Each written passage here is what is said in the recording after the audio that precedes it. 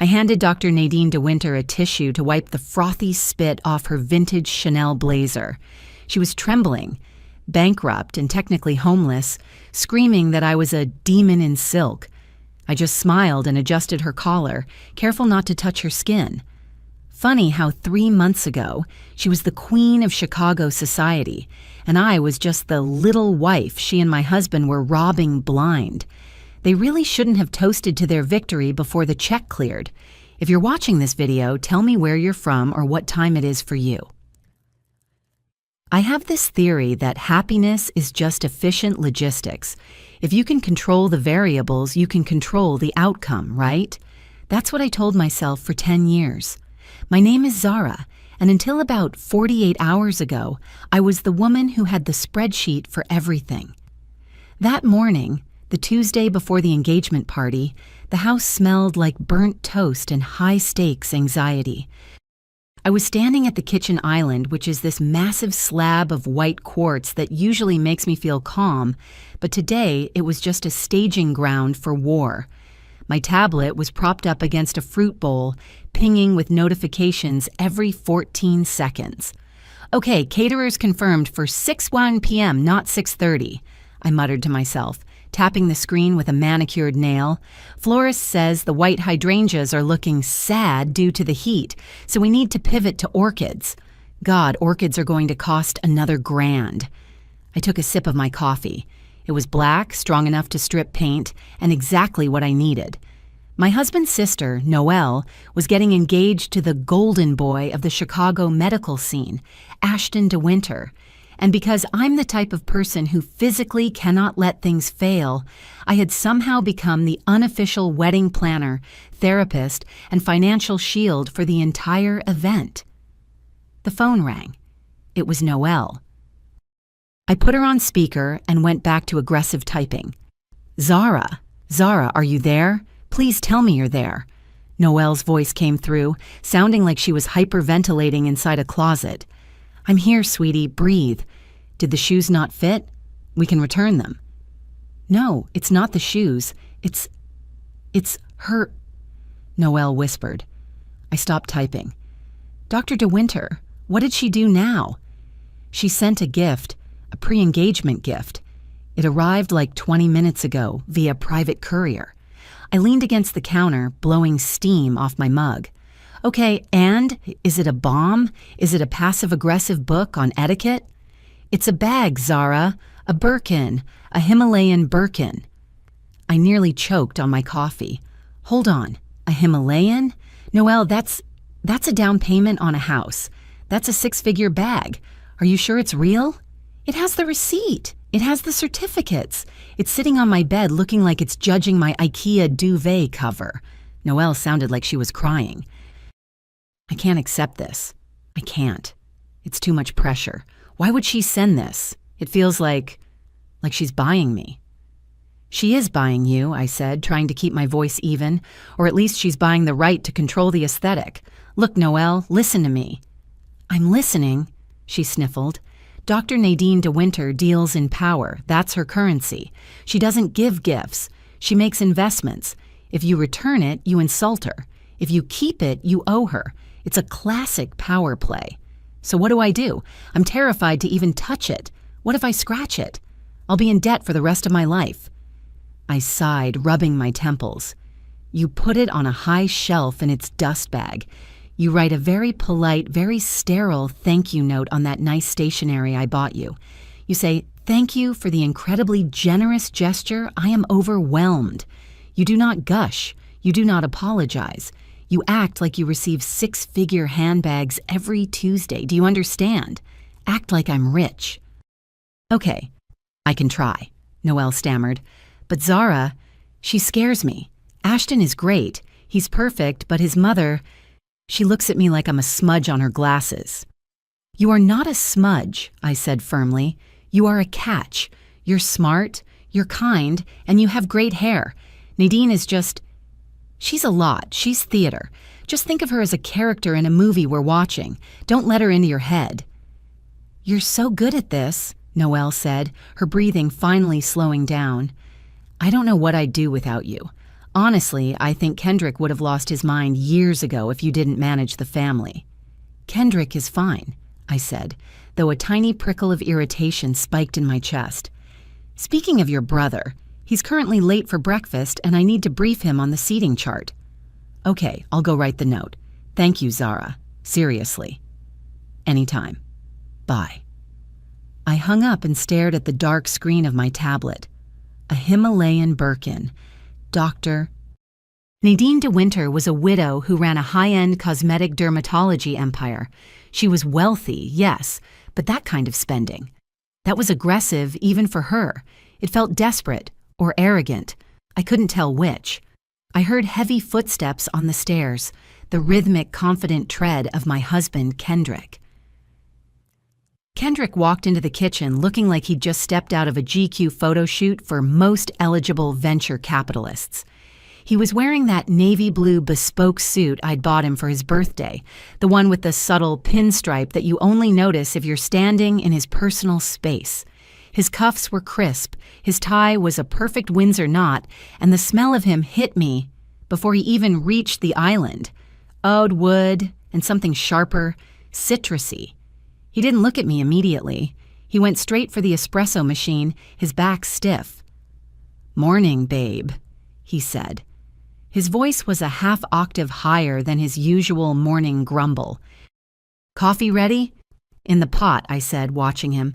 "You look sharp. Big day?" He turned around, holding a mug that said, "World's Okayest Golfer," a gag gift from Noel.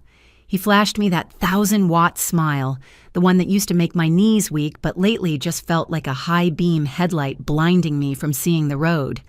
"Huge day," he said, taking a sip and grimacing. "Too hot. Yeah, huge day. I've got that follow-up with the Singapore group." "The Singapore group?" I leaned my elbows on the counter, steepling my fingers. "I thought you said they passed last week? Something about the market volatility in tech?" Kendrick blinked. It was a micro-flinch, barely a millisecond, but I saw it. He set the mug down a little too hard. No, that was the Hong Kong group. This is a new syndicate, angel investors. Very private, very liquid. They're looking to dump significant capital into the subsidiary before the quarter ends." "That's fast," I said. "Due diligence usually takes months. You met them when? 2 weeks ago." "They move fast, Zara. That's how the Asian markets work right now. You gotta strike while the iron is hot." He checked his watch, a Rolex Submariner that I knew for a fact needed servicing. "Actually, I might be late tonight. Dinner meeting with their lead rep, just to finalize the term sheets." "Another dinner?" I asked, keeping my tone light, breezy. "That's 3 this week, Ken. You're going to burn out. Plus, we have the rehearsal dinner for Noel tomorrow. You can't be exhausted for that." "I won't be," he snapped. Then he softened, realizing his tone was off. He walked over and kissed me on the forehead. His lips felt dry. "I'm doing this for us, babe. For the family. If this deal closes, the commission alone. I mean, we're talking early retirement money. We could finally buy that place in Turks and Caicos." "I like our life here," I said quietly. "Yeah, but more is better, right?" He laughed, but it was a hollow sound like air escaping a tire. He grabbed a slice of toast I'd buttered, took 1 bite, and tossed the rest in the trash. "Gotta run. Love you." "Love you too," I said to his retreating back. I watched him grab his keys and his leather portfolio. He stopped at the hall mirror, adjusted his tie, and checked his teeth. Then he pulled out his phone. He didn't just check it. He hunched over it, his body angling away from the room, shielding the screen. His thumbs moved in a blur. A smile touched his lips. Not the fake headlight smile, but a real one. A secret one. Then he was out the door. The silence rushed back into the kitchen, heavy and suffocating. Singapore Group. I ran a management consulting firm. I knew the markets. Singapore was cautious right now. Nobody was dumping significant liquid capital into a mid-level logistics subsidiary without a forensic audit. It didn't add up. And the cologne. Kendrick usually applied 2 sprays. Today he smelled like he'd marinated in it. "You're paranoid, Zara." I said out loud to the empty room. "You're stressed about the wedding. Stop looking for ghosts." I forced myself to look back at my list. Item 4. Pick up gowns from Neiman Marcus. Item 5. Confirm seating chart. "Just focus on the dress," I whispered. "The dress is controllable. The dress doesn't lie to you about Singapore." By 3 p.m., I had put out 4 fires at my actual job, fired a lazy intern, and rewritten a proposal for a client in Denver. My brain felt like it had been run through a cheese grater. I needed to get out of the office. I told my assistant, mild-mannered Gary, that I was leaving early for wedding logistics. "Good luck, boss," Gary said, not looking up from his keyboard. "Don't kill any florists." "No promises," I called back. The drive to Tyson's Galleria was a nightmare. D.C. Traffic is a special kind of purgatory where time ceases to have meaning. I sat in my Mercedes on the Beltway, surrounded by brake lights, listening to a true crime podcast about a woman who dissolved her husband in a bathtub. It felt oddly soothing. When I finally pulled into the parking garage at the Galleria, the air changed. This wasn't a mall. It was a temple of capitalism. The floors were polished Italian marble that reflected the recessed lighting, like a frozen lake. The air smelled of expensive leather, vanilla, and the distinct crisp scent of money. I took the elevator up to the second floor, my heels clicking a sharp rhythm on the stone. I loved this place. It was orderly. Everything here was beautiful, curated, and perfect. If something was flawed here, they marked it down or threw it away. I walked into the designer boutique where I'd ordered the dresses. The sales associate, a woman named Chloe who wore all black and had eyebrows that looked like architectural diagrams, lit up when she saw me. "Mrs. Adabio, you're here. We were just steaming the gowns." "Hi, Chloe. Please tell me the shoulder seam on Noelle's dress was fixed. If there's even a single pucker, she's going to have a meltdown, and then I'm going to have a meltdown." Chloe laughed, a tinkling practice sound. "It is flawless. Our tailor stayed late last night. He practically performed microsurgery on that silk." She led me to the back, to the private fitting area. The gowns were hanging in black, breathless garment bags. Chloe unzipped the first one, Noelle's dress. It was a shimmering silver column of sequins and silk, understated but heavy. I inspected the shoulder. I ran my thumb over the seam. Smooth as glass. "Perfect," I breathed. "And yours?" Chloe unzipped the second bag. My dress was champagne gold, structured, severe, and elegant. "It's going to look stunning on you." "Pack them up," I said, handing over my credit card. "I want them in the thick travel bags, not the flimsy plastic ones. I don't want them wrinkling in the car." "Of course. Would you like a water? Champagne?" "No, I'm good. Just eager to get these home." While Chloe processed the transaction, I wandered around the shop touching fabrics. Cashmere, vicuña, silk. It was grounding. I checked my watch. 4:15 p.m. Kendrick wouldn't be home until at least 9:12 p.m. if his dinner meeting was real. I felt a sudden wave of exhaustion. The adrenaline of the workday was fading, leaving behind the caffeine crash from this morning. "Here you go, Mrs. Adabio." Chloe handed me the heavy bags and my receipt. "Have a wonderful time at the engagement." "Thanks, Chloe." I hoisted the bags, one over each shoulder, and walked out. I needed caffeine. There was a coffee bar on the first floor near the atrium that made a macchiato that didn't taste like burnt rubber. I decided to treat myself. I headed toward the escalator, descending slowly. The mall was relatively quiet for a Tuesday afternoon, mostly tourists and ladies who lunched. I reached the ground floor and navigated through the cosmetics department, dodging spritz-happy perfume salesmen. To get to the coffee bar, I had to cut through the central atrium. On the left side of the atrium was the Vault, an exclusive semi-private lounge for the mall's VIP members and black card holders. I'd been in there a few times. It was nice. Free hors d'oeuvres, plush velvet furniture, very low lighting. The walls weren't solid. They were these artistic frosted glass panels with gold framing, separated by large marble pillars. You couldn't see details from the outside, but you could see shapes, silhouettes, movement. I was walking past it, shifting the heavy garment bags on my shoulder, thinking about whether I should order sushi for dinner since I'd be eating alone. That's when I saw him. It wasn't even a conscious recognition at first. It was primal. I saw a gap between two of the frosted panels, a clear line of sight into the back corner of the lounge. There was a man standing there. He wasn't sitting. He was standing behind a high-backed burgundy velvet armchair. The posture. That was what stopped me. Shoulders broad, suit jacket tailored perfectly to the waist, head tilted slightly to the left. I stopped walking. A woman with a stroller nearly rammed into my ankles.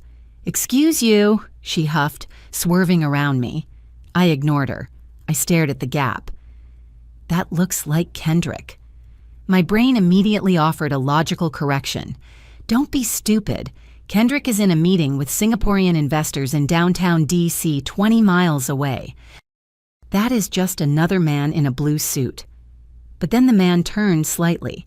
I saw the watch, the Rolex Submariner, the way the light hit the bezel. My stomach dropped. It felt like I'd missed a step on a staircase. The air in the mall suddenly felt thin, cold. Okay, I thought. Okay, so he's here. Maybe the meeting is here.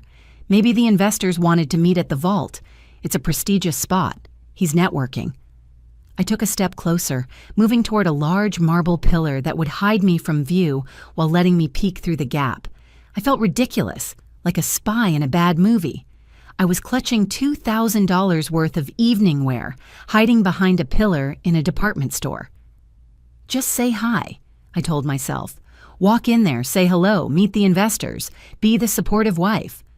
I shifted my weight, peeking around the cold stone. The man, Kendrick, wasn't talking to a group of Asian businessmen. He was alone with someone sitting in the chair, a woman. I could only see the back of her head. Her hair was styled in an intricate, expensive updo. Blonde, highlighted, stiff with hairspray.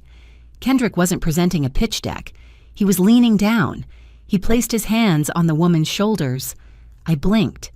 My brain refused to process the data. Why is he massaging an investor? Is she choking? Then he leaned closer. He buried his face in the woman's neck. He inhaled. I saw his shoulders relax, saw the tension leave his body in a way it never did when he was with me. The woman reached up. Her hand, adorned with a massive, glittering ring, caressed his cheek. She wasn't pushing him away. She was pulling him closer. I swear to God the world went silent. The jazz music, the chatter of shoppers, the click of heels, it all just muted. All I could hear was the blood rushing in my ears. A whoosh, whoosh, whoosh, like a heartbeat underwater. The woman turned her head to say something to him. She laughed. It was a laugh I knew. It was a laugh I had heard on speakerphone this morning. It was a laugh I had heard at 3 consecutive Christmases. It was a laugh that sounded like expensive crystal breaking. Nadine. Dr. Nadine de Winter. My husband was making out with my sister-in-law's future mother-in-law. The absurdity of it hit me before the pain. It was mathematically impossible. Nadine?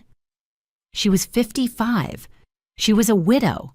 She was the mother of the boy Noelle was marrying in 4 days. She was the woman who had just sent a Himalayan Birkin as a power move. Kendrick leaned down further and kissed her. Not a peck, a deep, lingering, open-mouthed kiss. He had one hand on her shoulder, and the other one was sliding down the front of her blazer. I felt bile rise in my throat. I physically gagged, clamping a hand over my mouth. No, no, no, no. This wasn't an affair. This was incestuous. This was nuclear. This was blowing up 2 families with 1 stick of dynamite. I looked at Kendrick's face as he pulled back. He looked adoring. He looked at this older, terrifying socialite with a look of pure, puppy dog devotion that I hadn't seen directed at me in 5 years. "You're a genius," I heard him say. His voice carried through the gap because the lounge was quiet. "God, you're brilliant, Nadine." "I know, darling," she purred. Her voice was unmistakable. "But keep your voice down. We have to be careful until the wire transfer clears." Wire transfer? My brain, which had been frozen in emotional shock, suddenly rebooted. The CEO Zara part of my brain, the part that managed crises, analyzed data, and destroyed inefficiencies, woke up. They aren't just sleeping together, I realized. They are talking about money. The Singaporean investor. The jagged pieces of the puzzle slammed together so hard it almost knocked the wind out of me. There was no investor. There was just Nadine.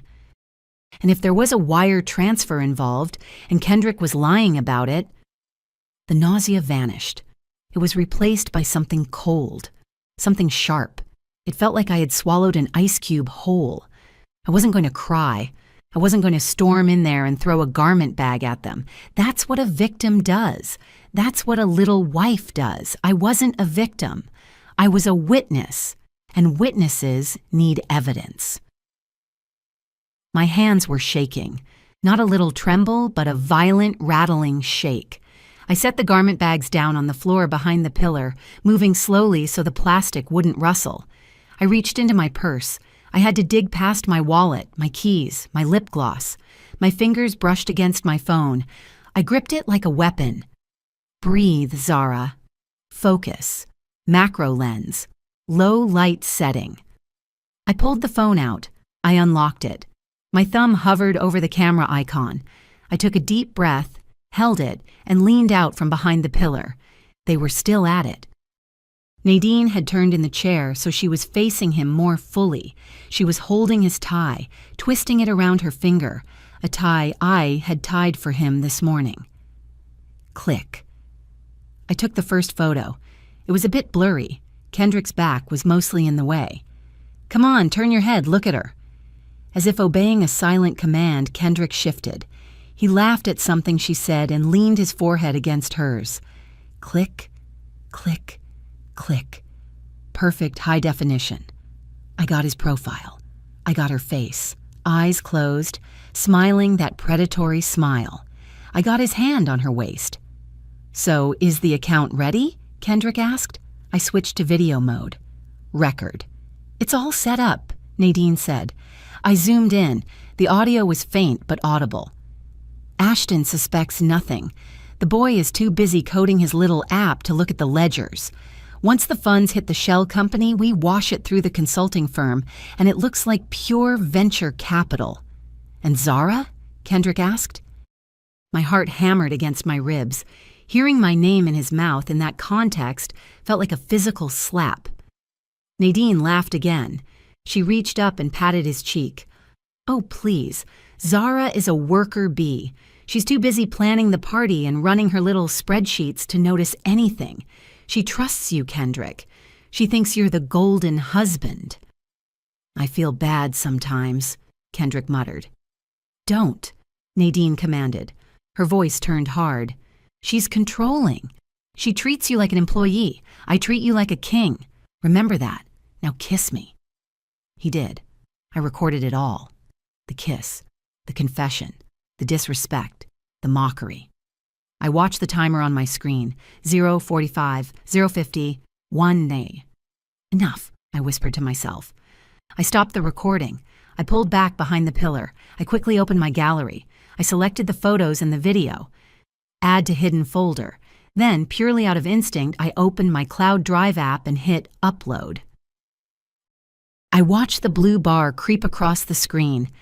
20%, 50%, 80%. Upload complete. I was safe. The evidence was in the cloud. I grabbed the garment bags. They felt heavier now, like they were filled with lead. I didn't look back at the lounge. I didn't look at the coffee bar. I turned on my heel and walked toward the exit. I forced myself to walk at a normal pace. Left foot, right foot, keep your head up, don't run. If you run, you look guilty. I walked past the perfume counters, past the smiling sales clerks, past the security guard. As soon as the automatic glass doors slid open and the humid, hot air of the parking garage hit me, I felt the first crack in my armor. A sob ripped out of my throat, sharp and painful. I bit my lips so hard I tasted copper. Not here. I told myself. Not in public. Get to the car. I walked to my Mercedes, my heels echoing in the concrete cavern. I unlocked the door, threw the dresses into the back seat, and climbed into the driver's seat. I locked the doors. I sat there, gripping the steering wheel, staring at the gray concrete wall in front of me. The silence of the car was deafening. My husband was sleeping with Nadine. They were stealing money. They were laughing at me. Worker bee. I looked at my eyes in the rearview mirror. They were wide, shocked, glassy. But underneath the shock, I saw something else. Something I recognized from my toughest negotiations. Rage. Cold, calculated, burning rage. Worker bee? I whispered to the reflection. I started the engine. The dashboard lit up. Okay, Nadine, I said, putting the car into reverse. Let's see what happens when the worker bee stings. I sat in that parking garage for what felt like a lifetime. The engine of my Mercedes was idling, a low, steady purr that usually comforted me, but now it just sounded like a countdown. The air conditioning was blasting at 68 degrees, but I felt sticky, hot, suffocated. I gripped the steering wheel at 10 and 2, squeezing until my knuckles turned white, then red, then white again. Worker bee, I said aloud. The words tasted like ash. It wasn't the infidelity that made my hands shake. Infidelity I could handle. Men cheated. It was a statistic. It was a cliché. If Kendrick had slept with a random paralegal or some barista with a nose ring, I would have been hurt. Sure. I would have divorced him, taken half his assets, and moved on. But this? This was specialized cruelty. Nadine de Winter. The woman I had spent months trying to impress. The woman whose approval I had sought like a desperate teenager. The woman who looked at my business, my life's work, and called it cute. She wasn't just sleeping with my husband, she was using him to humiliate me. She treats you like a king. The sentence replayed in my head, looping over and over like a corrupted audio file. I looked at the digital clock on the dashboard. 5:12 p.m. I had been sitting here for 17 minutes. In those 17 minutes, the shock had evaporated. The sadness was gone. What was left was a strange, hyper-lucid clarity. It was the same feeling I got right before a hostile takeover negotiation. The world sharpened.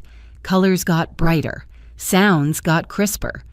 I looked at the passenger seat where the two black garment bags were slumped over like body bags. Noelle's engagement dress. My dress. I should burn them, I thought. I should take a lighter to that $3,000 silk right here in the parking lot. But I didn't reach for a lighter.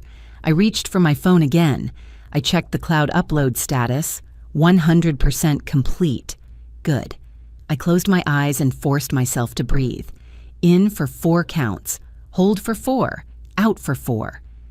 The box breathing technique I used before board meetings. If I went home now and screamed, I lost. If I confronted Kendrick tonight, he would deny it. Or worse, he would beg. He would make it emotional. He would talk about mistakes and weakness. Nadine would spin it. She would say I was crazy, jealous, hysterical. She had social capital that I didn't. She was a De Winter. I was just Zara, the woman who worked too hard. No, I needed more than a video. A video was just sex. I needed leverage.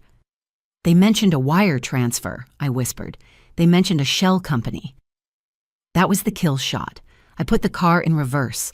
The backup camera flickered to life, showing the empty gray concrete behind me.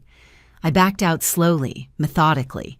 I drove up the spiral ramp, passing other cars, passing happy shoppers loading bags into their trunks. As I merged onto the busy street driving toward the highway, I turned off the podcast. I drove in silence. I needed to think. I needed to plan.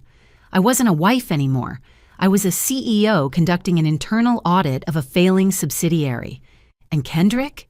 He wasn't my husband. He was a liability.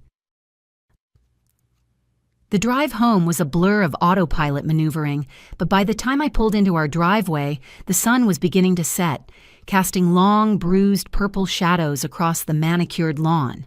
The house looked the same. Modern, white brick, imposing.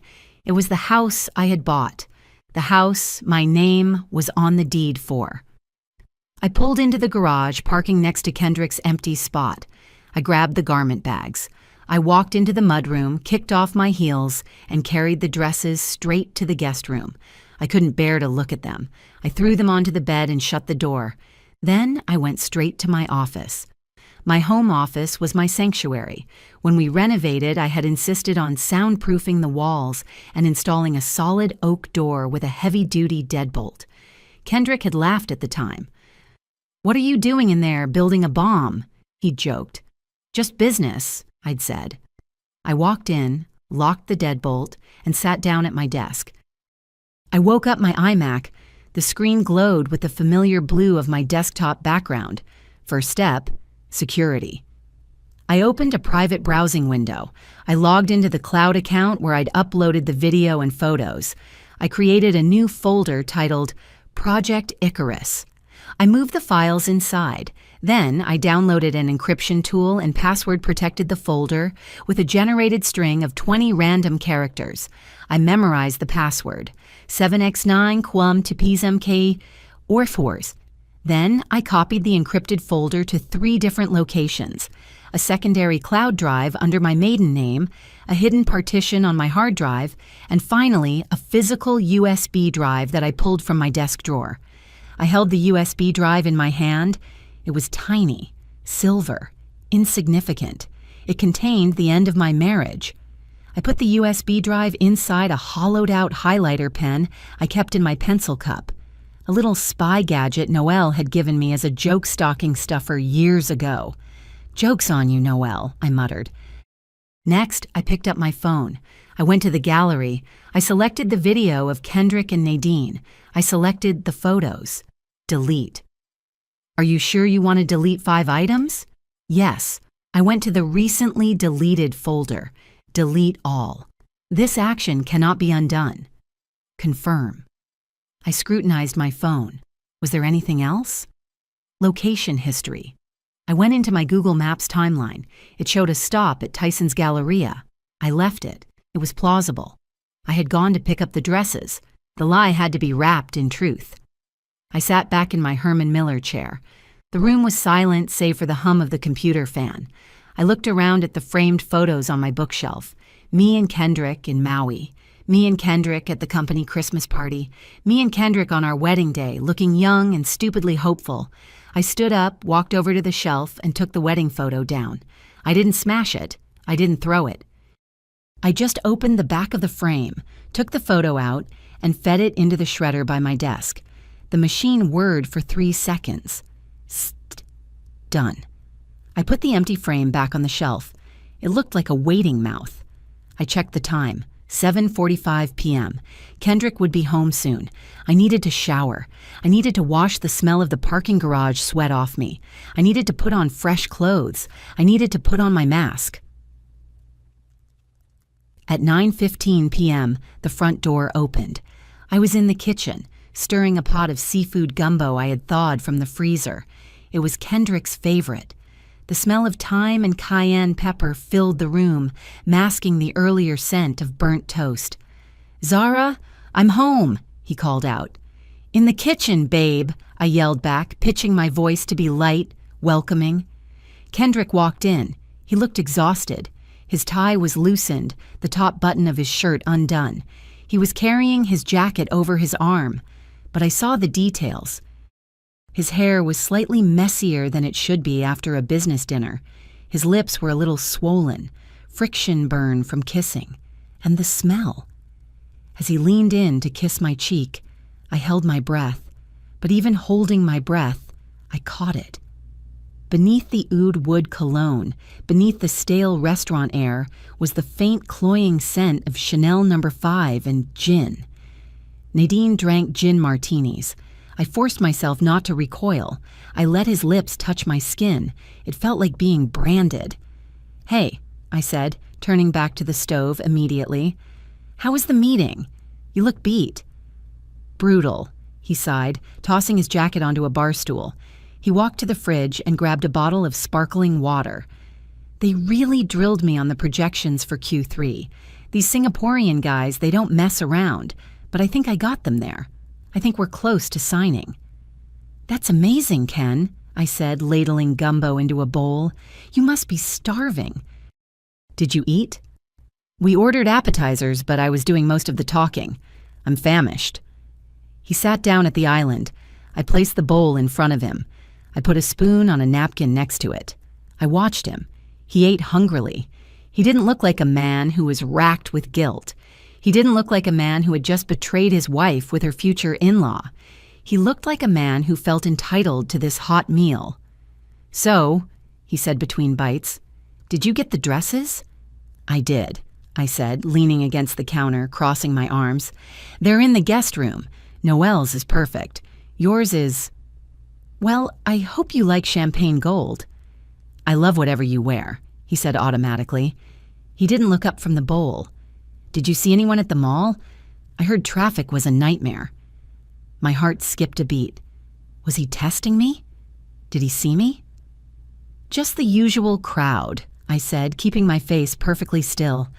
I ran in, grabbed the bags, and ran out. I had a headache. Poor baby, he said. He reached out and squeezed my hand, the hand resting on the counter. His palm was warm. I looked at his hand covering mine. This was the hand that had been on Nadine's waist. This was the hand that had been down her blazer. It's gone now, I said, gently pulling my hand away under the pretense of brushing hair out of my face. The gumbo helped.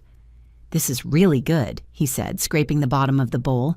You're the best, Z. I don't know how you do it all. The business, the house, dealing with Noelle's drama. It's all about logistics, I said coldly. He paused, sensing the shift in my tone. He looked up. You okay? You seem... tight. Just tired, I lied. Like you said, big week. We have the rehearsal dinner tomorrow. Are you ready to face the De Winters? He didn't flinch. He didn't blink. He just smiled that easy, charming smile. As ready as I'll ever be. Nadine is a handful, but Ashton's a good kid. It'll be fine. Nadine is a handful, I repeated. That's one way to put it.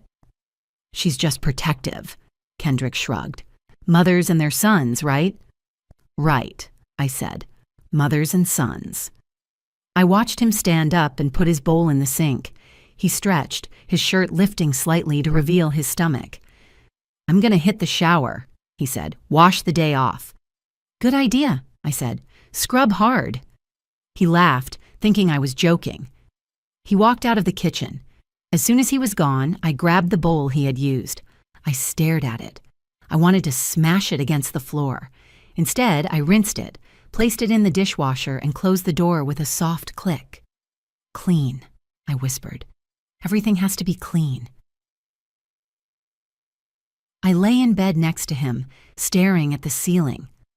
The room was pitch black, save for the faint green glow of the alarm clock. 3:14 a.m. Kendrick was asleep. He was a heavy sleeper. He snored softly, a rhythmic, oblivious sound that used to comfort me. Now, it sounded like the noise of a parasite, happy and fed. I hadn't slept a wink. My mind was a browser with 50 tabs open, and they were all frozen.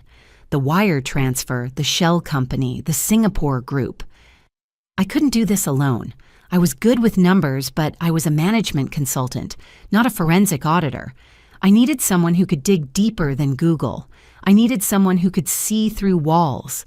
I slowly, carefully peeled back the duvet. I slid out of bed, my feet touching the cold hardwood floor. I held my breath, watching Kendrick. He shifted, muttered something in his sleep, and settled back down. I tiptoed out of the room, closing the door until it latched silently.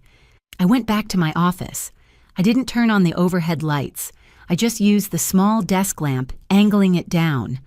I opened a drawer and pulled out a burner phone I kept for client emergencies.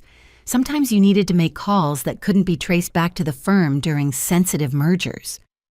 I powered it on. I downloaded Signal. I searched for a contact I hadn't used in 3 years. Harlan. Harlan wasn't exactly a private investigator. He was a fixer. He was a former forensic accountant for the IRS who had realized the private sector paid better and asked fewer questions.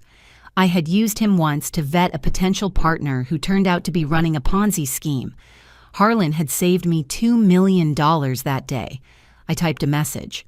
To Harlan, from Z subject, urgent audit. Need a stage 5 deep dive. Target, Kendrick Adabio, husband, and Dr. Nadine DeWinter, associate. Suspect embezzlement via shell companies. Need financial trace and physical surveillance immediately. Money is no object. This is personal. I hit send. I watched the little check mark appear, then the double check mark. 3 minutes later, the phone buzzed. Harlan, stage 5 is nuclear. You sure you want to open that door, Z? Once I look, I can't unsee. Me, burn it down, Harlan. I want every receipt. I want every text message. I want to know what they ate for lunch and who paid for it. Harlan, copy. I need 24 hours for financials. I can have a tail on them by sunrise. Meet me Thursday, 10 a.m., the usual spot. Me, done. I deleted the chat thread. I turned off the phone. I put it back in the drawer underneath a stack of printer paper. I sat there in the dim light, shivering slightly. I had just sicked a bloodhound on my own husband. There was no going back now. Divorce was one thing. This was war. I went back to the bedroom. I slipped back under the covers. Kendrick rolled over and draped a heavy arm across my waist. Love you, he mumbled in his sleep. I lay there, feeling the weight of his arm like a chain. I know, I whispered into the darkness. That's why this is going to be so easy. Thursday morning broke with a gray, miserable drizzle. It was fitting. I told my assistant Gary I had a dentist appointment.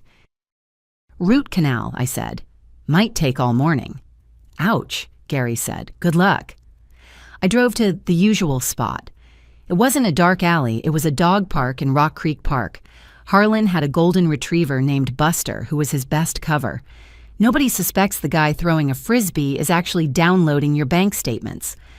I parked and walked toward the bench where a man in a beige trench coat and a newsboy cap was sitting. He looked like a kindly grandfather. He was actually the most dangerous man I knew. I sat down next to him. I didn't look at him. I watched Buster chasing a tennis ball in the mud. Cute dog, I said. He's an idiot, Harlan said affectionately, but he's loyal. He placed a thick manila envelope on the bench between us. He didn't hand it to me. He just set it down. You were right, Harlan said. His voice was gravelly, low, about everything, and then some. Tell me, I said, staring at the envelope. Physical surveillance first, Harlan said. They aren't just meeting at the vault, they have a spot. The Ritz-Carlton in Georgetown, room 412. It's rented under a corporate account. Apex Logistics. Apex Logistics is a vendor my company uses for shipping, I said. My blood ran cold. Not anymore, Harlan said. It's a dummy account. Kendrick authorized it 3 months ago. He's been charging the room to your company as executive storage fees. They meet there twice a week, Tuesdays and Thursdays, usually lunch, sometimes overnight when you're out of town. Lunch? I scoffed. Classy. There's more, Harlan said. I pulled the hotel logs, room service, champagne, massages, all charged to the company card. But that's peanuts compared to the other thing. He tapped the envelope. The Singapore investor? I asked. There is no Singapore investor, Harlan said. There is, however, a company called Vantage Capital Pte. Registered in Singapore. It was incorporated 6 months ago. Who owns it? On paper? A nominee director, a local nobody, but I followed the money trail backwards. The funding for Vantage Capital didn't come from Asian markets. It came from D.C. I felt sick. From where? From Adabio Consulting Group, subsidiary B, Harlan said. Your subsidiary. Kendrick has been approving false invoices for strategic market research from a shell firm in Delaware. That firm wires the money to Vantage in Singapore. Vantage then wires the money back to the U.S. To where? I asked, though I already suspected the answer. To a startup called Ascend Tech. I closed my eyes. Ascend Tech. Ashton's company, I whispered. My nephew-in-law's app. Bingo, Harlan said. They're washing your money to fund the kid's business. It looks like legitimate venture capital on Ashton's end, but the source is your corporate treasury. How much? I asked. Harlan whistled. You better open the envelope, Z. I grabbed the envelope. I shoved it into my purse. Thank you, Harlan. Z, Harlan said, stopping me as I stood up. This is grand larceny. This is federal wire fraud. If you drop this, Kendrick goes to prison for 10 years. Minimum. I looked down at him. And Nadine? She's smart. Her name isn't on the docs, but if you catch her on conspiracy, she goes down too. Good, I said. That's cold, Harlan smiled. I like it. I turned and walked back to my car. The rain was coming down harder now, soaking my hair, but I didn't care. I didn't go back to the office. I went to a quiet coffee shop in Bethesda, one where nobody knew me. I ordered a black tea, found a table in the back corner, and opened the envelope. The first page was a summary, a flow chart. Adabio Consulting, my company. $3.2 million. Shell Corp, Delaware. Vantage Capital, Singapore. Ascend Tech, Ashton. $3.2 million. I stared at the number. The zeros swam before my eyes. $200,000. That was the expansion capital I had been saving for 5 years. That was the money for the new division. That was the employee bonus pool. Kendrick hadn't just dipped his hand in the cookie jar. He had smashed the jar and set the kitchen on fire. I flipped through the pages. Copies of invoices. Invoice number 4092, Asian Market Penetration Strategy, $450,000. Signed, Kendrick Adabio. Invoice 4105, Regulatory Compliance Consulting, $620,000. Signed, Kendrick Adabio. He was sloppy. He was arrogant. He thought I never checked Subsidiary B because it was his domain. He thought he was smarter than me. And Nadine. I found a transcript of an intercepted email from Nadine to Kendrick. Harlan really was good. From ndprivateagmail.com to kadabioagmail.com. Subject, the boy needs more. Kendrick, darling. Ashton is saying the burn rate for the new developers is higher than expected. We need another $500K by Friday. Make it happen. Use the logistics code again. Zara won't notice. She never looks at the line items for shipping. Love you. N. Zara won't notice. I traced the words with my finger. They were funding Ashton's dream with my nightmare. Ashton, the sweet, naive boy who thought he was the next Mark Zuckerberg. He probably thought Vantage Capital was real. He probably thought his mother was a genius networker who found him a unicorn investor. He didn't know he was building his castle on a sinkhole. I took a sip of my tea. It was cold. This changed everything. Before, I wanted to hurt them. I wanted to embarrass them. Now I wanted to erase them. I looked at the flowchart again. Ashton was the weak link. Ashton was the recipient. If Ashton knew his investor was actually his fiancé's brother stealing from his fiancé's sister-in-law, the logic bomb. I started to smile. It wasn't a nice smile. I pulled out a notepad from my purse. I started writing a list. 1. Move assets to holding company tomorrow. 2. Bait Nadine at dinner tomorrow night. 3. Prepare the package for Ashton. You want another $500K, Nadine? I whispered to the empty coffee shop. I'll give you something better. I'll give you the truth. I closed the folder. The weight of the $3.2 million theft sat heavy in my bag, but strangely, I felt lighter. I had the gun. I had the bullets. Now I just had to wait for everyone to gather in the same room so I wouldn't miss. The next morning, I was standing in front of the polished mahogany doors of Private Wealth Management at Sterling & Co. Before they had even flipped the sign to open. I checked my reflection in the brass plaque. I looked severe. I was wearing my hostile takeover suit, a sharp charcoal Armani number with a silk blouse that cost more than my first car. My hair was pulled back so tight it acted as a facelift. I needed to look like I owned the building. At 9 a.m. sharp, the doors unlocked. Mrs. Adabio, greeted Elias Sterling, my personal wealth manager. He was a man of 60 with silver hair and a suit that whispered old money. This is a surprise. Usually we schedule quarterly reviews weeks in advance. This isn't a review, Elias, I said, walking past him into his office without waiting for an invitation. This is a restructuring, and I need it done today, before noon. Elias blinked, then quickly followed me, closing the door. Is everything all right? The markets are a bit volatile, but your portfolio is... The markets are fine, I said, sitting down and placing my crocodile skin bag on his desk. My marriage, however, is about to undergo a correction. Elias froze. He was a professional. He knew better than to ask for details. He simply nodded and sat down at his computer. I see. What are your instructions? I want to move all liquid assets, I said, my voice steady. Everything currently in the joint accounts, savings, checking, money market funds. Move it all. Move it where, Mrs. Adabio? To the holding company account, I said. Z Alpha Holdings. The one I established 5 years ago before the wedding. The one where I am the sole signatory and 100% beneficial owner.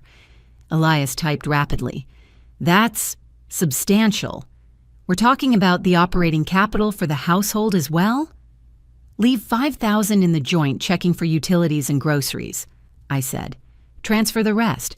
I also want to liquidate the joint stock portfolio, sell the tech stocks, sell the index funds, move the cash to Z Alpha. Mrs. Adabio, selling right now triggers a significant capital gains tax event, Elias warned, peering over his spectacles. You'll lose almost 15% to the IRS. I'd rather give it to the IRS than let half of it walk out the door with my husband, I said coldly. Do it. Understood. Click, clack, click. And what about the subsidiary accounts, the ones Mr. Adabio manages? I leaned forward. Do not freeze them. Keep them active. Elias looked confused. If you're separating, I need them active, I said, lowering my voice. But I want a mirroring protocol. Every transaction, every wire, every withdrawal over $1. I want an instant alert sent to my personal encrypted email, and I want the daily ledger sent to me at 5 p.m. every day. That is unorthodox, Elias said slowly. Is it illegal? No. You are the majority owner of the parent company. You have the right to audit your subsidiaries. Then do it, I commanded. And Elias, if Kendrick calls, if he asks why the joint account is suddenly light, technical glitch? Elias suggested, a small conspiratorial smile touching his lips. System migration? These things take 48 hours to resolve. I smiled back. It was the first real smile I'd had in days. You're worth every penny of your fee, Elias. I'll have the paperwork ready for signature in 10 minutes, he said. I sat back in the leather chair, watching the D.C. skyline through the window. I had just stripped Kendrick of his safety net. When he tried to pay for his next hotel room with Nadine or his next gin martini, the card wouldn't decline. Yet. But the big money? The money he thought was our money? Gone. It was now safe in a fortress he couldn't touch. The restaurant, Le Cavalier, was the kind of place that didn't put prices on the menu. It was dim, smelling of truffles and old money. Kendrick and I arrived 10 minutes late. My doing. I wanted them to wait. I wanted them to simmer. Sorry, traffic, Kendrick muttered as the maitre d' led us to the private booth in the back. Nadine and Ashton were already seated. Nadine looked expensive.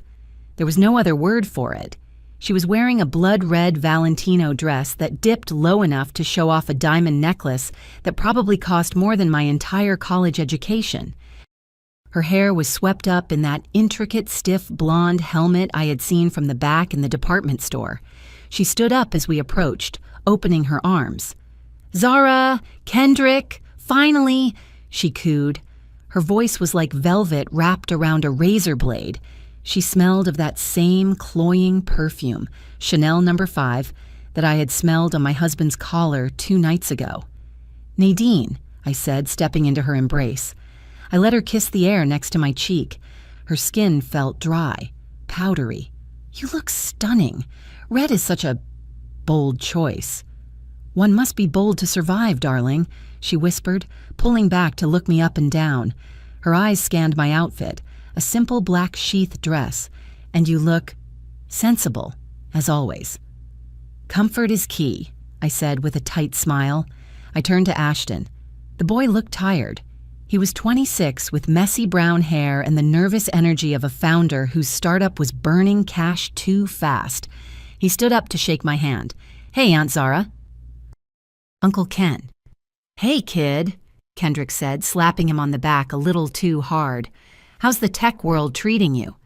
"It's intense," Ashton admitted, sitting back down. He fiddled with his napkin. "We're in crunch time for the launch."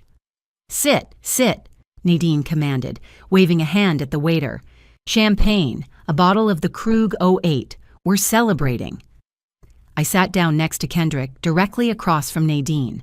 Ashton was to her left. "Celebrating what?" I asked, unfolding my napkin. "Family," Nadine said, beaming. She reached out and placed her hand over Kendrick's on the table.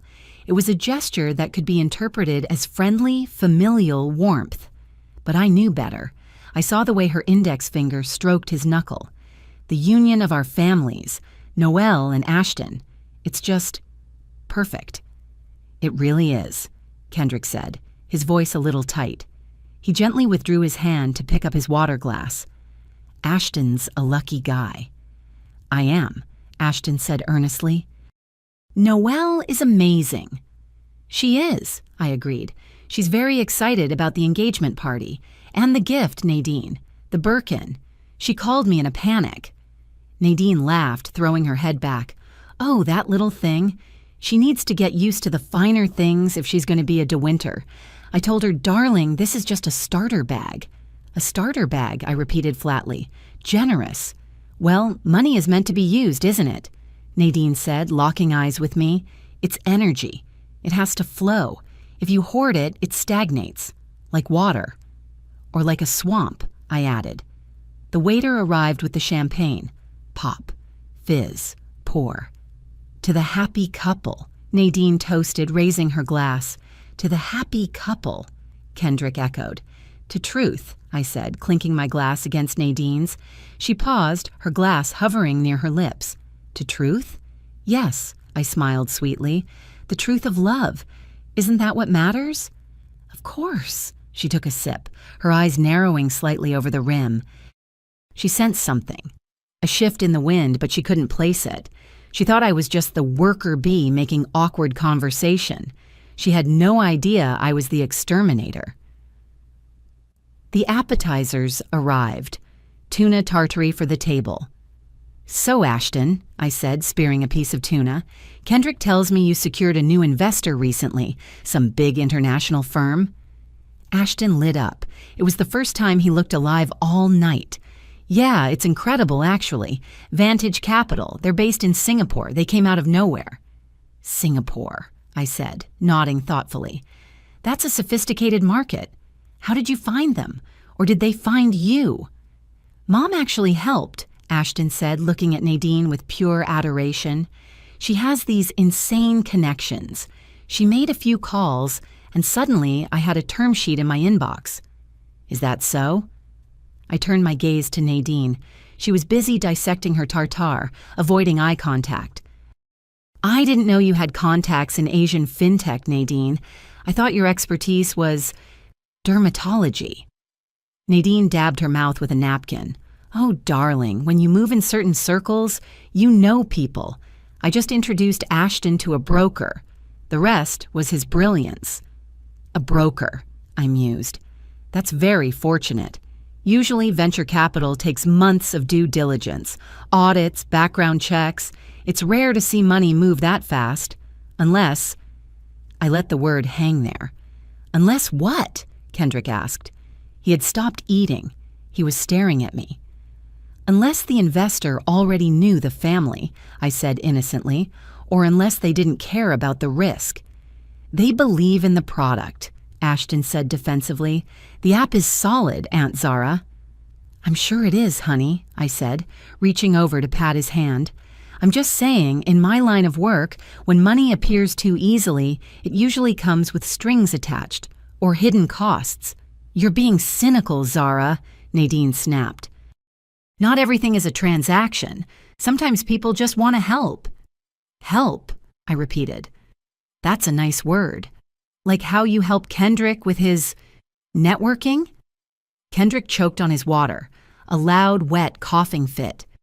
You okay, babe? I asked, rubbing his back. Wrong pipe?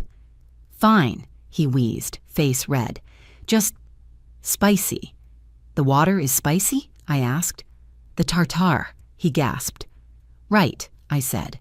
I looked back at Nadine. I was just telling Kendrick the other day how impressed I am by you, Nadine, maintaining this lifestyle. The clothes, the house, the gifts. As a single woman in this economy, it's a feat. Most widows would be downsizing. But you're expanding. It's inspiring. Really. Nadine went still. The compliment was a Trojan horse. I was calling out her finances. I knew she was broke. I knew she was burning through cash she didn't have. I have made wise investments over the years, she said icily. Investments, I nodded. Like Vantage Capital? I don't invest in Vantage, she said quickly. I just made an introduction. Of course, I smiled. My mistake. I just assume smart women like us always have a stake in the game. We don't do anything for free, do we? The main course arrived. Sea bass for me, steak for Kendrick, lobster risotto for Nadine. The tension at the table was thick enough to cut with a steak knife. Kendrick was sweating. He kept glancing between me and Nadine, trying to read the subtext. So, Zara, Nadine said, trying to regain control. How is your little firm doing? Kendrick says you're working late a lot. Trouble in paradise? My little firm is doing great, I said, emphasizing the diminutive she loved to use. Actually, we're doing a massive internal audit right now, cleaning house. Kendrick froze, his fork halfway to his mouth. Audit? Just routine, I said, taking a sip of wine. We found some irregularities in one of the subsidiaries. You know how it is. Sometimes employees get greedy. They think nobody is watching the small expenses, shipping, logistics, consulting fees. I watched Kendrick's face drain of color. He looked like he was about to vomit his $50 steak. That sounds tedious, Nadine said, bored. It's actually fascinating, I said. It's like a puzzle. You follow the money and it tells you a story about who is sleeping with who is lying to who. Zara, Kendrick barked. It was too loud. Several other tables turned to look. What? I looked at him, wide-eyed. I'm talking about corporate fraud cases, Kendrick. Why are you so jumpy? You're boring us with shop talk, he muttered, wiping sweat from his upper lip. Let's talk about the wedding.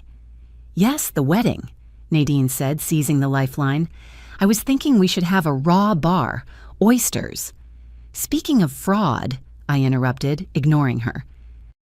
I read this article the other day about a woman who embezzled millions from her husband's company to fund her lover's son's business. Can you imagine?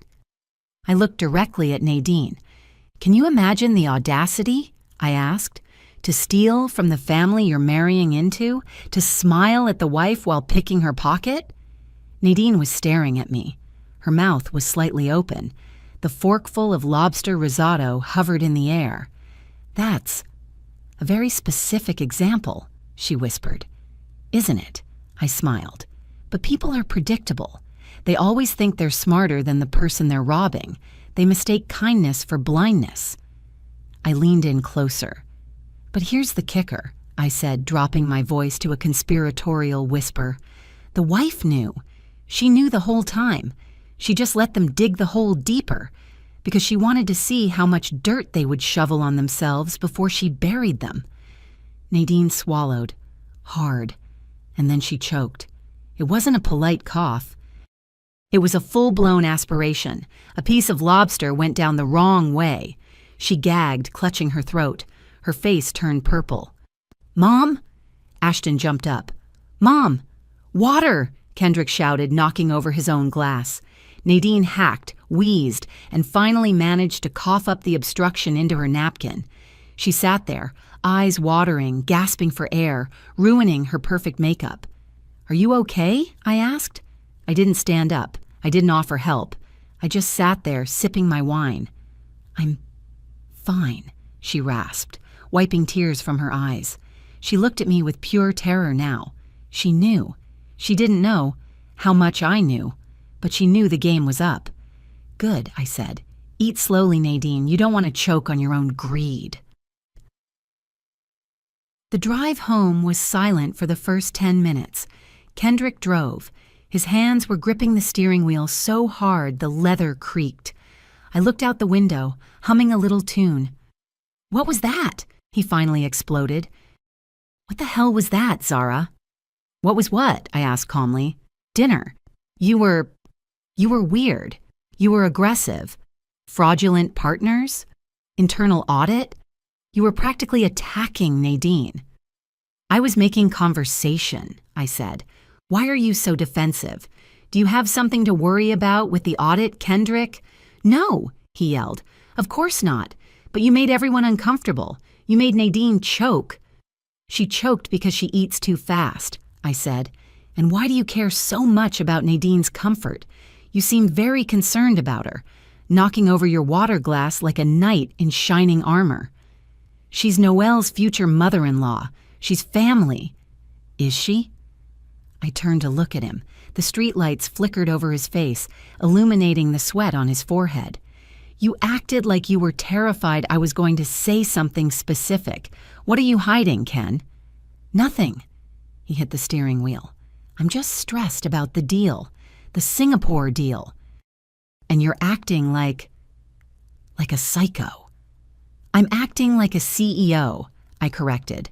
"And frankly, your reaction is concerning.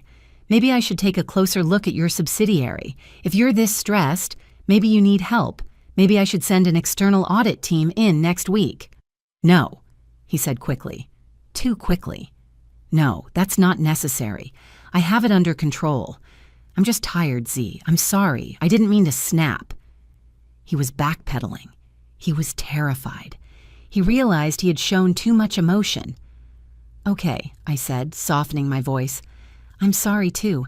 Maybe I was a little intense. I've just been reading too many crime novels." He let out a breath he had been holding. Yeah, that's it. You need a break, babe. After the wedding, let's take a vacation. Just us." "That sounds lovely," I lied. I watched him relax. He thought he had talked his way out of it. He thought I was just stressed Zara. He didn't see the knife I was holding behind my back. Friday morning, the day before the engagement party. Kendrick left early, claiming he had to prep the office for the weekend. I knew he was going to meet Nadine. They needed to coordinate their stories. They were probably meeting in that hotel room to panic. Good. Let them panic. Panic makes people sloppy. I went into my soundproof office. On my desk was a stack of papers, the evidence from Harlan. I needed to build the weapon. I took a large, brown, legal envelope. It was plain, unmarked. I laid out the documents. I needed this to be simple. Ashton was a tech guy. He thought in code, in logic flows. If I gave him emotional garbage, photos of them kissing, he might reject it. He might think it was photoshopped. He might defend his mother. But numbers? Numbers don't lie. Code doesn't lie. Step 1. The input. I placed the copy of the wire transfer from Adabio Consulting to the Shell Corp. 3.2 million signed by Kendrick. Step 2. The process. I placed the bank ledger from Vantage Capital, Singapore. It showed an incoming wire of $3.15 million minus fees from the Shell Corp. Step 3. The output. I placed the investment agreement between Vantage Capital and Ascend Tech, Ashton's company. $3.15 million. I took a red pen. I circled the transaction ID on the first document. I circled the matching transaction ID on the second. I circled the matching date on the third. I drew a line connecting them. Kendrick, Shell, Vantage, Ashton. It was a perfect loop, a closed circuit of theft. I added one more document, a screenshot of the email from Nadine. The boy needs another $500K. Make it happen. I clipped them together. I didn't write a note. I didn't write sorry or look at this. The data spoke for itself. I slid the stack into the envelope. I sealed it. I weighed it in my hands. It was light, but it contained enough explosive force to level a building. I picked up my burner phone. Harlan? Yeah, Z? The package is ready. I need a courier, a bike messenger, someone who looks like a hipster, not a Fed. I need it delivered to Ashton's co-working space in Georgetown, level 4, WeWork offices. Time? Now. He has a team meeting at 11 Asawari. I want him to get it right before he walks in. Consider it done. I hung up.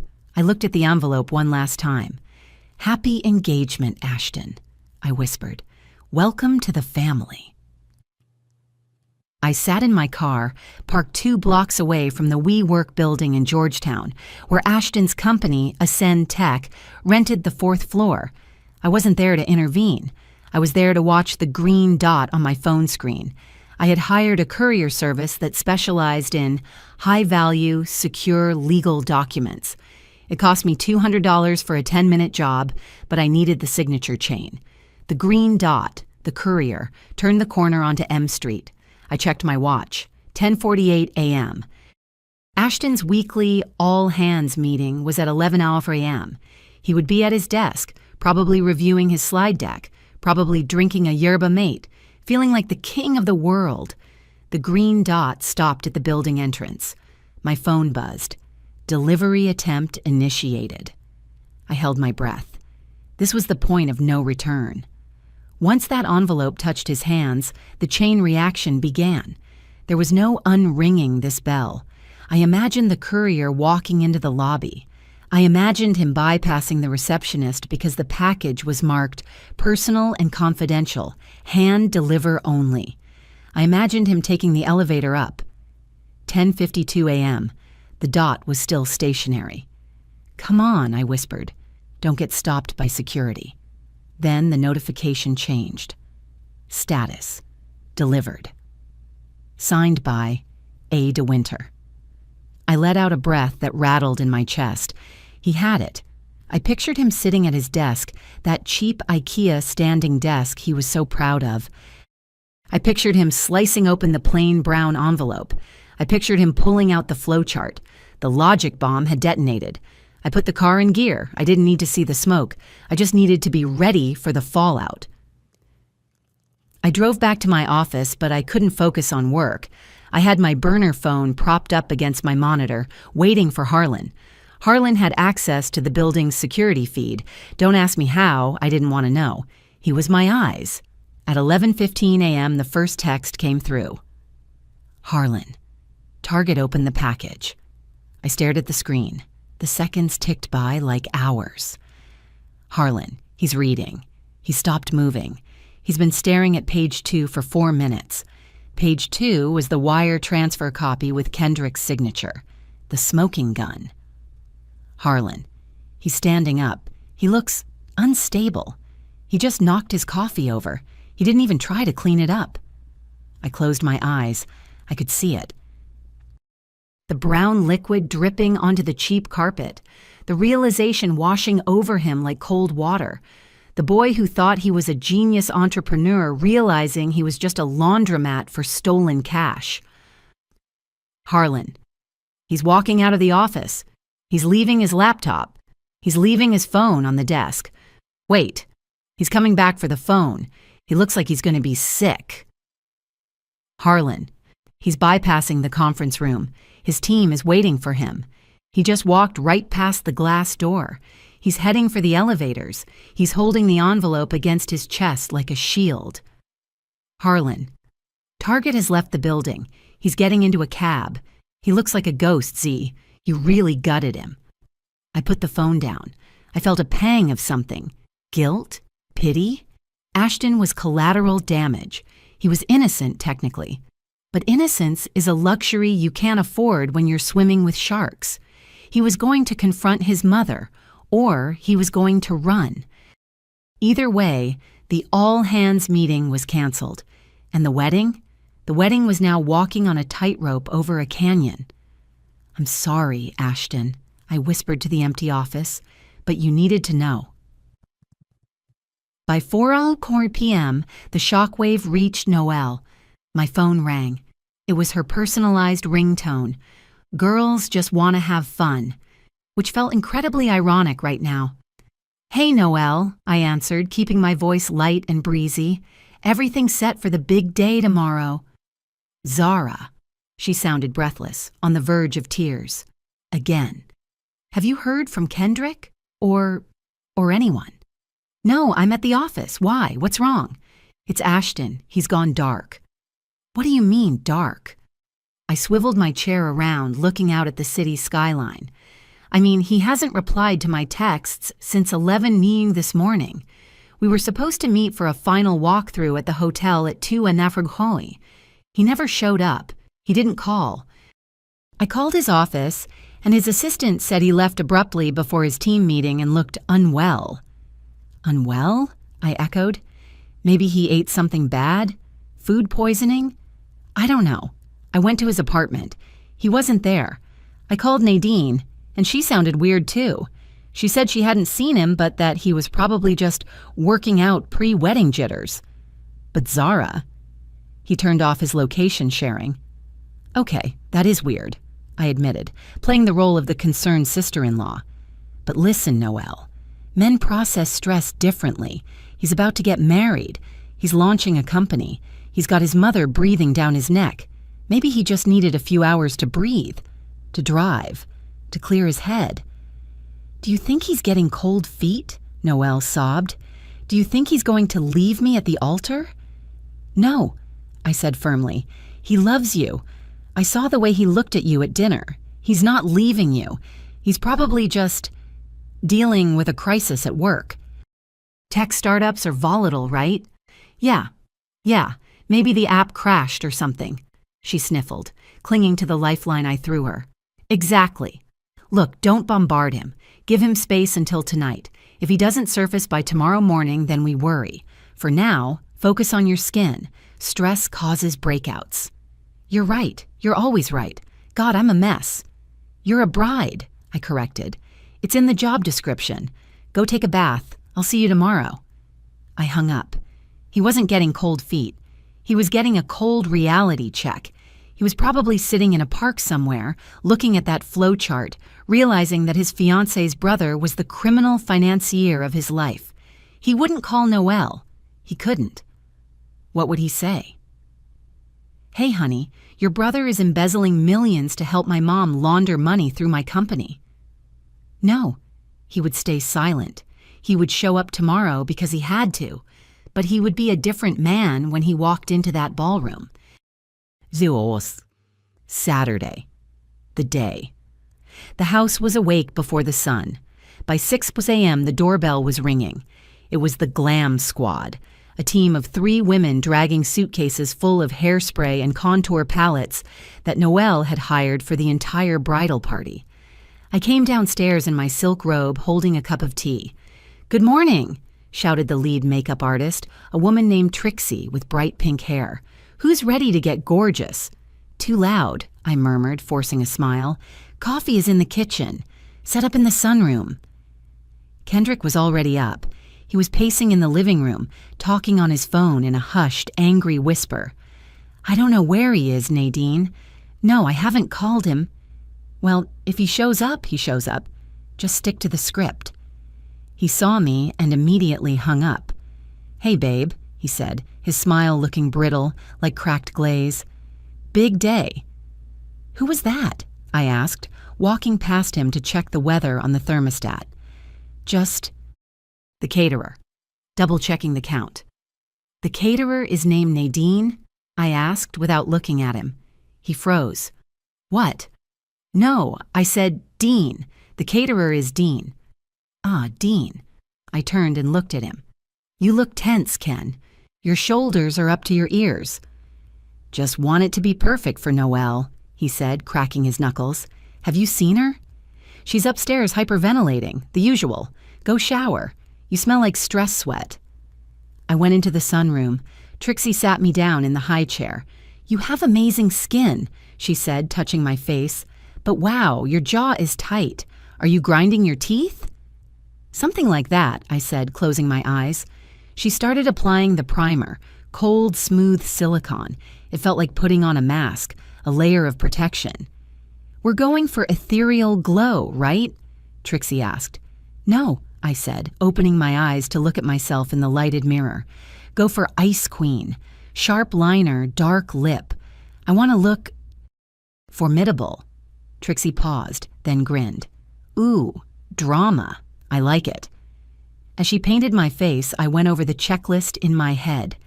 Asset transfer. Confirmed. Projector hack. Ready. Divorce papers. In my purse. Suitcase packed in the trunk of my car. I wasn't just attending a party. I was attending my own liberation. By 4 p.m., we were dressed. I walked into the master bedroom. Kendrick was standing in front of the full-length mirror, struggling with his cufflinks. He was wearing his tuxedo. He looked handsome. Objectively, he was a beautiful man. That was how he got away with everything. Here, I said, walking over. Let me. He lowered his hands. I deftly fastened the silver links. My fingers brushed his wrist. His pulse was racing.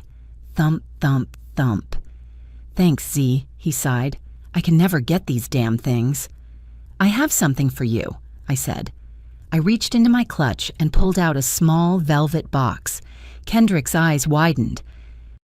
He looked genuinely touched, and then, immediately, guilty. The guilt flashed across his face like a shadow.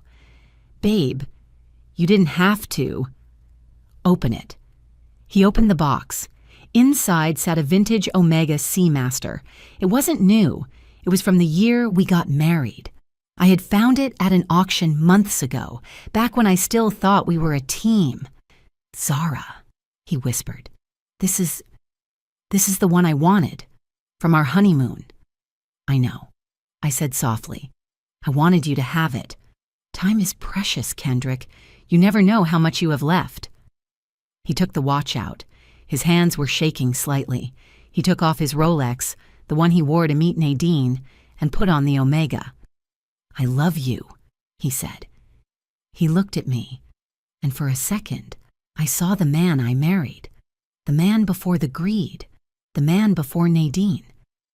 I know I've been distant, stressed, but after tonight, I promise, things are going to change.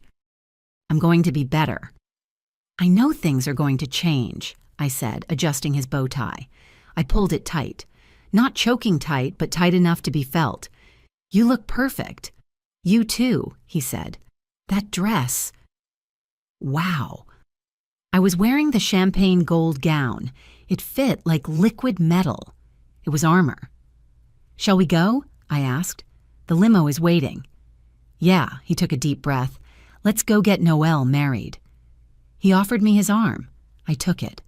I was walking arm in arm with a man who had stolen $3 million from me, and I had just given him a watch so he could count down the minutes to his own destruction.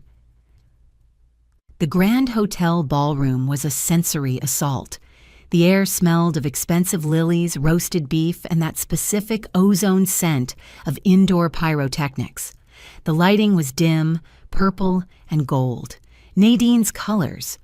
A string quartet was playing a pop cover of a Taylor Swift song in the corner. We walked in, the golden couple of the bride's family. Heads turned. People waved. I smiled. My Ice Queen makeup held up. I felt nothing. No nerves, just a cold, hard anticipation. "There she is," Kendrick muttered. Nadine was holding court near the ice sculpture. She was wearing a silver dress that looked like it was made of chainmail. She looked frantic. Her eyes were darting around the room, scanning the entrances. She spotted us and rushed over. "Kendrick! Zara!" She kissed us both too fast. She smelled like gin again. "Have you seen him? Have you seen Ashton?" "He's not here?" Kendrick asked, his voice rising. "No, the ceremony starts in 20 minutes. He's not answering his phone. His groomsmen say he texted them, 'I'll be there,' but that was 4 hours ago." "He'll be here," I said calmly. "Traffic is terrible." "Traffic doesn't take 4 hours, Zara," Nadine snapped, her mask slipping. She looked old suddenly. The lines around her mouth were deep crevices of panic. "If he doesn't show up, the humiliation, The guests?" "It's not about the guests, Nadine," I said. "It's about the couple. Relax, have a drink." I signaled a waiter and plucked a glass of champagne from his tray. I handed it to Nadine. "Drink," I ordered. She took it and downed half the glass in one gulp. "Look!" someone shouted. We turned toward the main entrance. The double doors swung open. Ashton stood there. He was wearing his tux, but his tie was crooked. His hair was uncombed. He looked pale, gaunt, like he had just walked out of a hospital ward. "Ashton!" Nadine cried out, relief washing over her face. She ran toward him. "Oh, thank God, you had me worried sick." She reached out to hug him. Ashton didn't hug her back. He stood rigid, his arms at his sides. He looked over her shoulder. He looked directly at Kendrick. It was a look of pure, unadulterated hatred. Kendrick flinched, physically stepping back behind me. "He's here," Kendrick whispered. "Why is he looking at me like that?" "Maybe he's just nervous," I said, taking a sip of my own champagne. The bubbles danced on my tongue. Ashton walked past his mother without a word. He walked into the room. He didn't go to the groomsmen. He went straight to the bar and ordered a double whiskey. Showtime, I thought. I looked at the stage. The massive projection screen was lowered, displaying a looped slideshow of Noelle and Ashton's engagement photos.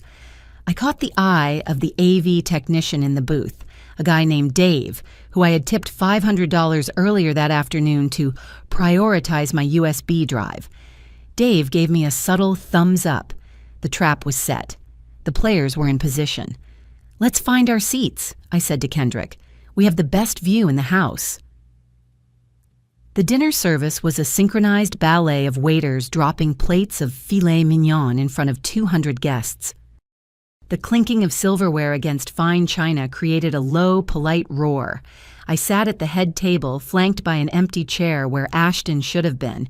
He was still at the bar, nursing his third whiskey, and Kendrick, who was vibrating with nervous energy. "He's drunk," Kendrick hissed in my ear, nodding toward the bar. "Look at him. He's going to embarrass us."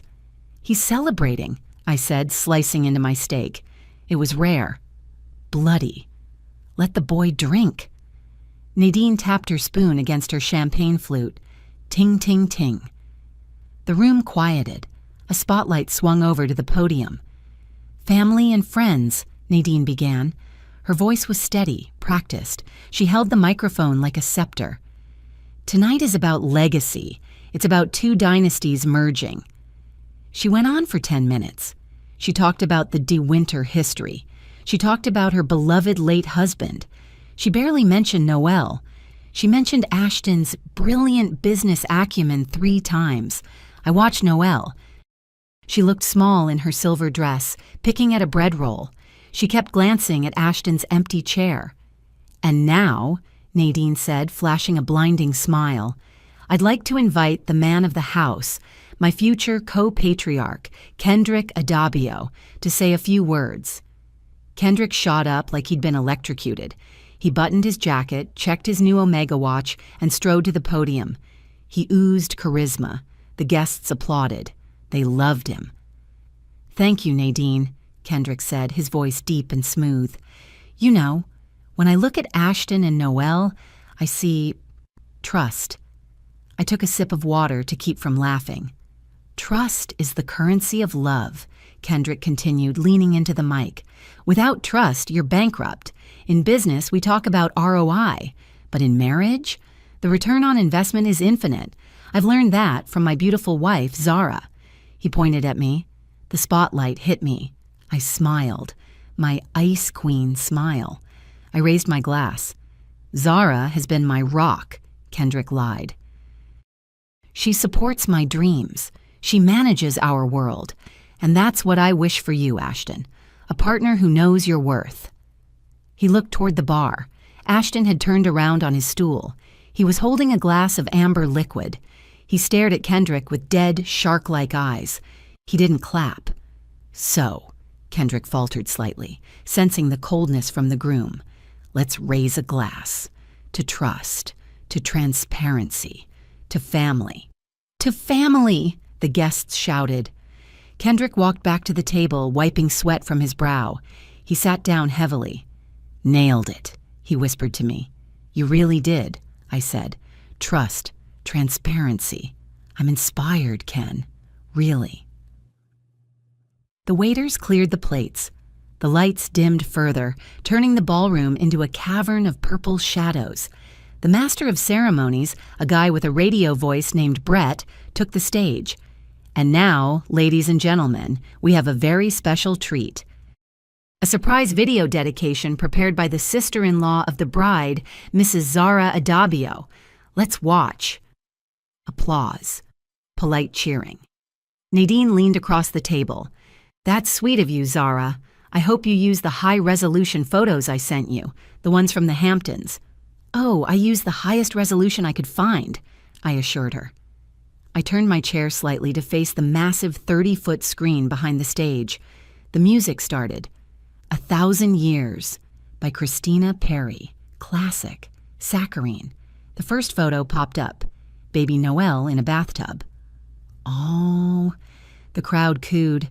Next photo. Ashton playing Little League baseball. Cute. Next, Noel and Ashton at prom. Cheering. I glanced at the tech booth in the back of the room. Dave, the tech guy, was wearing a headset. He caught my eye. I nodded. Just a microscopic tilt of the chin. Dave nodded back. On screen, a photo of Noel and Ashton holding hands on a beach appeared. The music swelled to the chorus. I have died every day waiting for you. Then the audio cut out. Skirt. A harsh static noise ripped through the speakers. The screen flickered, green lines, white noise. Oh dear, Nadine murmured. Technical difficulties. How amateur. Just wait, I whispered. The screen went black for 2 seconds. The room was silent. Then the video feed changed. It wasn't a photo, it was a video. 4K, 60 frames per second. Low light but crystal clear. The VIP lounge at Tyson's Galleria. The camera angle was from behind a pillar, but the zoom was steady. A man in a navy suit, a woman with a stiff blonde updo.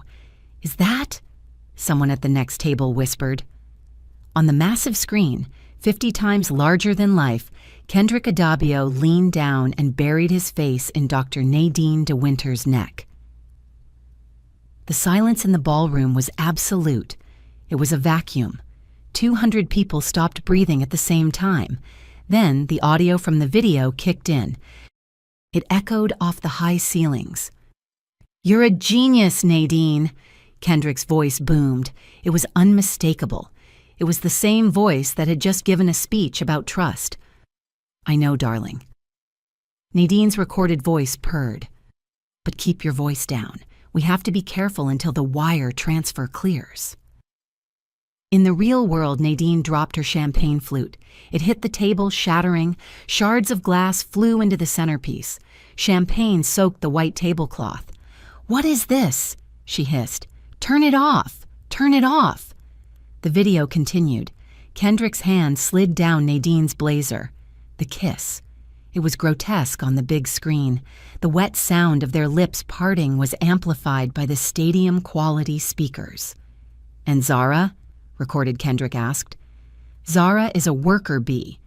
Recorded. Nadine laughed. She treats you like an employee. I treat you like a king." I looked at Kendrick. He was frozen. He wasn't breathing. His face had gone the color of old ash.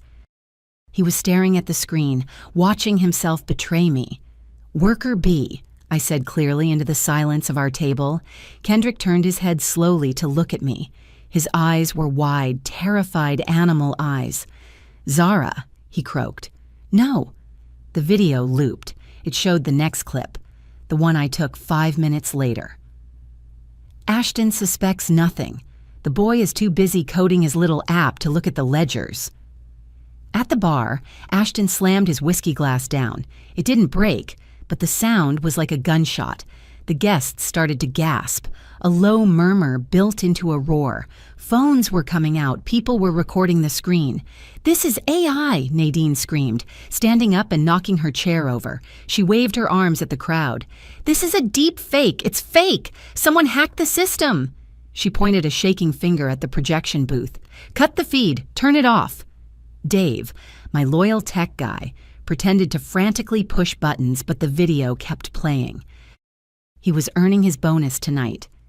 "It's not AI, Nadine," I said, not shouting, but my voice cut through the noise near us. "AI doesn't get the mole on Kendrick's neck right." Noelle stood up. She looked at the screen, then at Kendrick, then at Nadine. "Ken?" she whispered. Her voice broke. "Ken, is that you?" Kendrick tried to stand, but his legs hit the table leg. He stumbled. "Noelle, listen. It's complicated. It's edited. Zara is crazy. She's jealous." "Jealous?" Noelle screamed. "You're kissing his mother. You're kissing Nadine." She looked at Nadine, the woman she had been terrified of, the woman she had tried so hard to please. "You slept with my brother?" Noelle shrieked. It was a primal, gut-wrenching sound. "No, no," Nadine yelled, her face contorted. "He seduced me. He's a predator. I was vulnerable."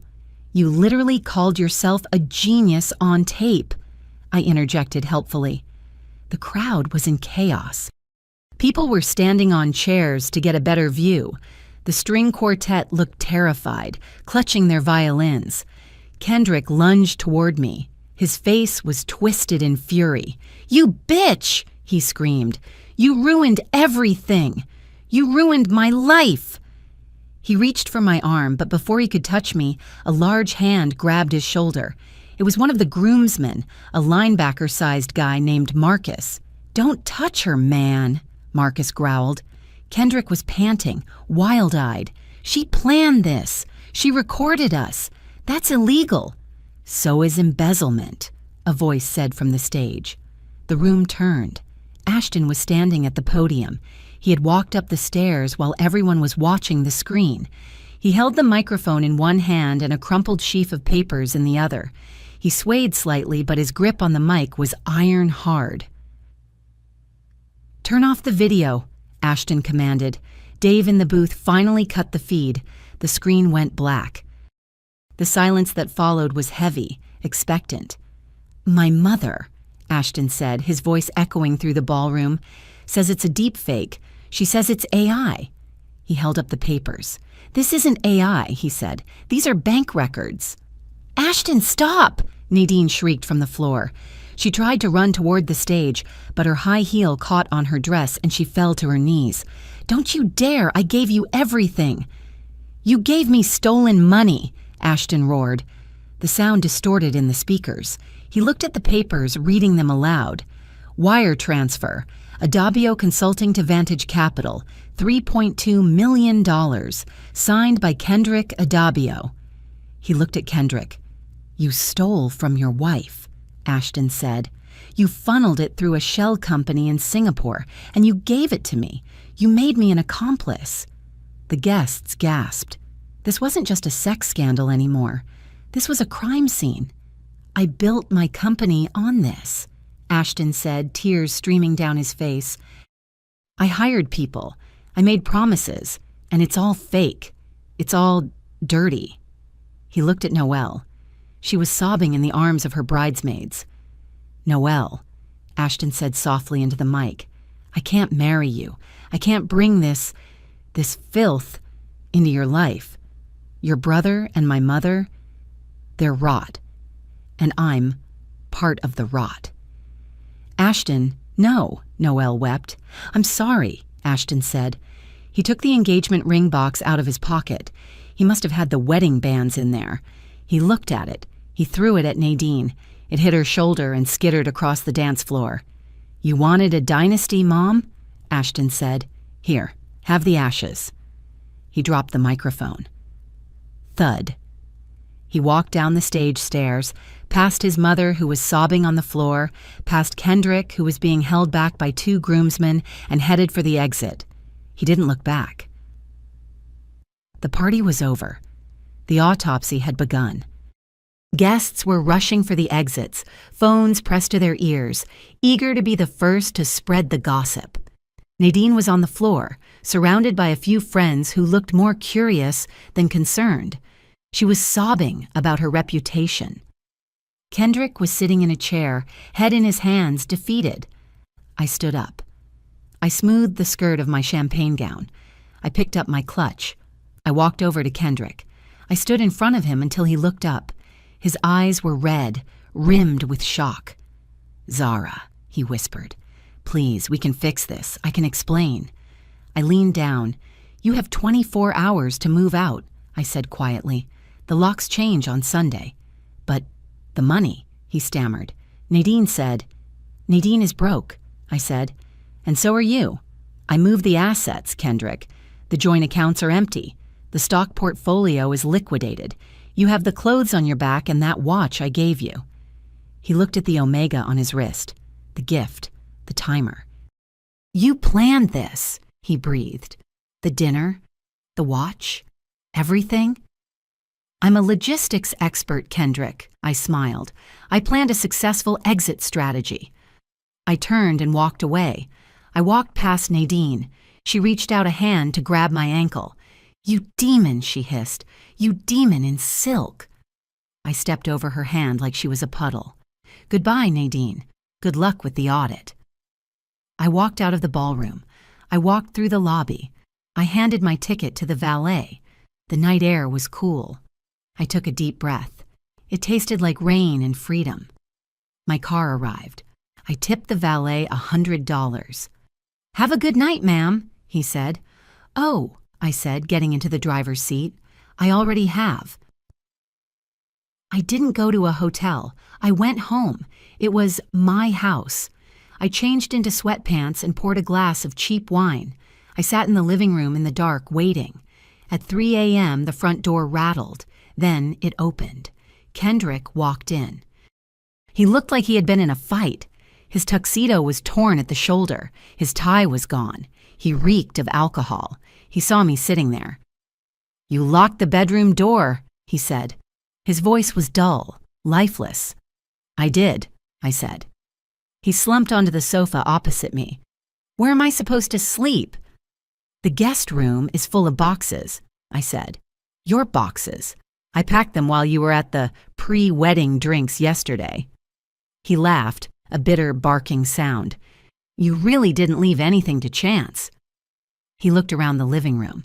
"I built this life with you, Zara." "No," I corrected. "I built this life. You just decorated it with lies." I slid a manila envelope across the coffee table. "What is this?" he asked. "More bank statements?"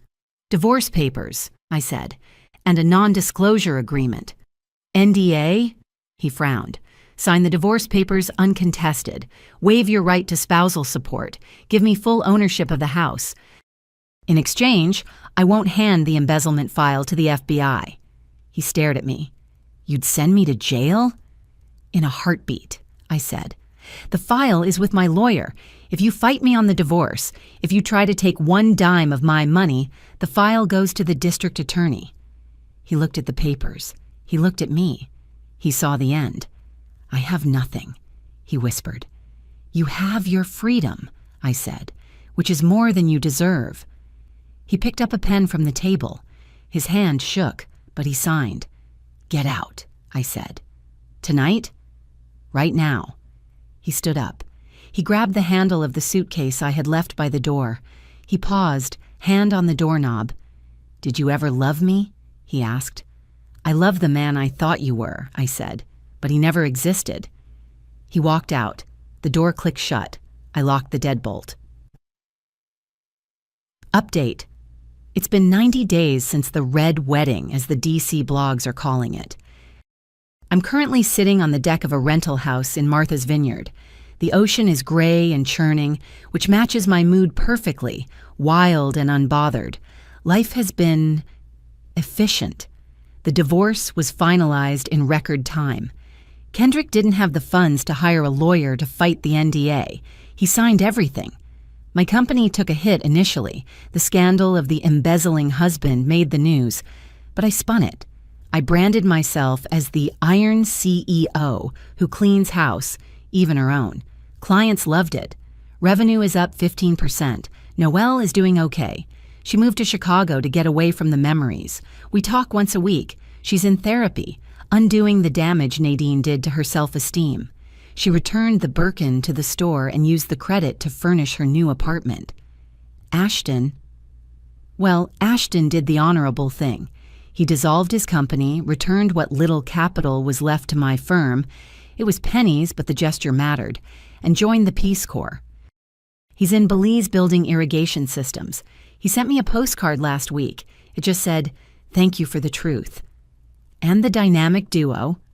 I picked up my iPad and opened the link Noelle had sent me this morning.